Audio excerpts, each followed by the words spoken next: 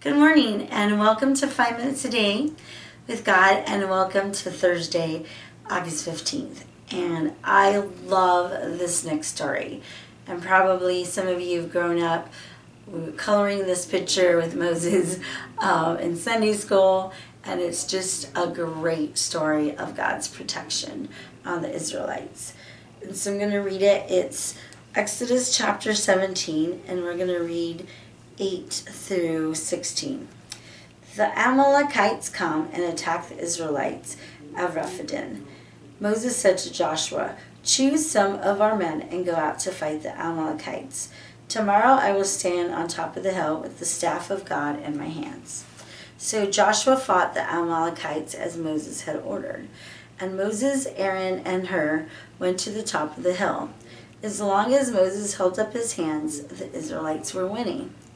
But whenever he lowered his hands, the Amalekites were winning. When Moses' hands grew tired, they took a stone and put it under him, and he sat on it. Aaron and Hur held his hands up, one on one side, one on the other, so that his hands remained steady till sunset. So Joshua overcame the Amalekite army with the sword. Then the Lord said to Moses, "Write this on a scroll as something to be remembered, and make sure that Joshua hears it, because I will completely blot out the name of the Amalekites from under heaven." Moses built an altar and called it, "Lord is my banner." He said, "Because hands were lifted up against the throne of the Lord will be at war against the Amalekites from generation to generation." Okay, there's a lot here as well. So first of all, what I didn't realize, again, until I was studying it, that first, this is Israel's first war opportunity, so to speak. This is the first time that they're going into war. So it's probably pretty scary. They haven't ever had to fight, right? They weren't really probably fighting back the oppressors in Egypt. And so, but the Amalekites here, a couple of things about them. They come from Esau. And so they're subsequently going to be one of their biggest enemies. So it's very sad. These are their cousins. And the worst part of this from them, why God says, "I'm going to destroy them and wipe them out," is they came and attacked at the rear. So that's what was happening here. And so who was at the rear, if you think about that? This 2 million group that's journeying on. The ones at the back are the stragglers, right? I don't know if you've ever gone hiking, right? Usually the ones in the back, I'm usually in the back, walking kind of slowly. And that's most likely the women and the children, maybe the older women even, and the children. So this was despicable that they go and they attack the vulnerable who are at the back and take any provisions that they had. And so now God commands them to fight. It's like, you are going to fight these people who they came in and they fought the vulnerable.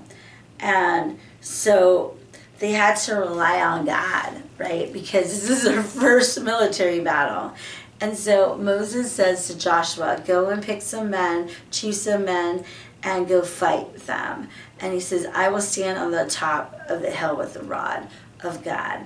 So Joshua took men to battle, and Moses prayed. And this is a beautiful picture of praying, that when we go to battle, we need to be covered with prayer. We need to be praying that God would deliver us from the battle of sin, from the battle of temptation, from the battle of people who are against God.